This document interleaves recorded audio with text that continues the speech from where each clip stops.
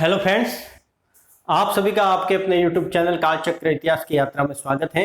आज का हमारा जो टॉपिक है वो है महालवाड़ी व्यवस्था। हमने पूर्व के वीडियो में देखा कि अंग्रेजों ने भारतीय जो भू क्षेत्र था, जो ब्रिटिश के अंतर्गत था, उसमें उन्होंने 3 प्रकार की मालगुजारी व्यवस्था या भू राजस्व व्यवस्था है वो चलाई थी, जिसमें एक स्थायी बंदोबस्त, दूसरा रेतबाड़ी बंदोबस्त और तीसरा जो था वो महालवाड़ी बंदोबस्त या व्यवस्था थी। यह जो व्यवस्था है वो 1819 में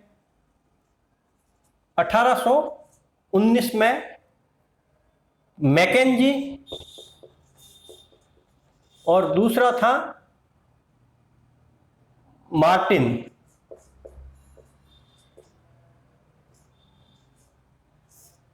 इन दोनों ने चलाई थी 1819 में। इसमें भूमि कर की जो इकाई होती थी या भू राजस्व की जो इकाई होती थी वो खेत नहीं थी, जैसा कि रेतवाड़ी व्यवस्था में था, या यूं कहे कि स्थायी बंदोबस्त की तरह कोई जागीरी भी नहीं थी, जैसा कि जमींदार लोगों से उनका कांटेक्ट हुआ था।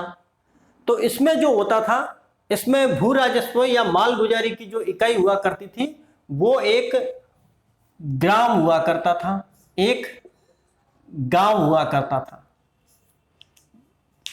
या एक गांव की भू संपदा जो पूरी होती थी वो हुआ करती थी।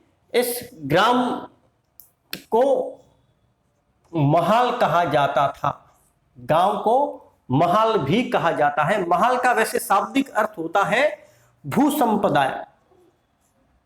महाल का शाब्दिक जो अर्थ होता है वो होता है भू संपदा।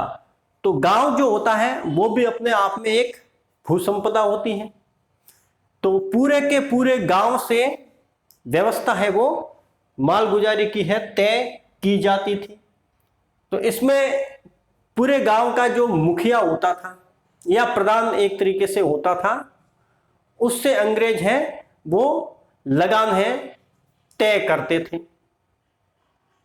फिर उस मुखिया का यह कर्तव्य होता था कि वो गांव के सारे किसानों से उनका भाग है वो निश्चित करें, या उनका जो देय राजस्व है वो निश्चित करें और उसको इकट्ठा करके कंपनी को सुपुर्द करें। यह जो कर्तव्य होता था या यह जो काम होता था वो गांव के मुखिया का होता था, जिससे अंग्रेज हैं या कंपनी है वो भू राजस्व तय करती थी।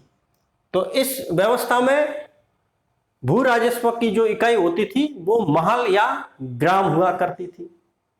अब यह जो है वो कौन से इलाकों में था, भारत के कौन से हिस्सों में यह भू राजस्व है वो चलता था, तो इसको हम भारत के मानचित्र द्वारा समझने का प्रयास करेंगे।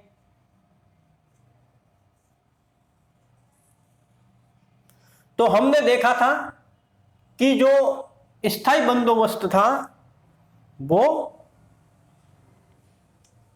भारत के पूर्व हिस्से जो कि बंगाल प्रांत था उस हिस्से में था। यह जो था जो महालवाड़ी बंदोबस्त है वो भारत के 30% हिस्से पर लगाया गया था। अब उस 30% हिस्से में गंगा का दोआब ये वाला हिस्सा हुआ करता था। इसके बाद में यह मध्य वाला हिस्सा हुआ करता था, पंजाब वाला हिस्सा और पश्चिमोत्तर भारत वाला हिस्सा है वो हुआ करता था।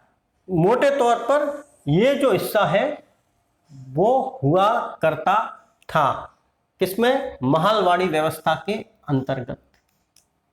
इस महालवाड़ी व्यवस्था में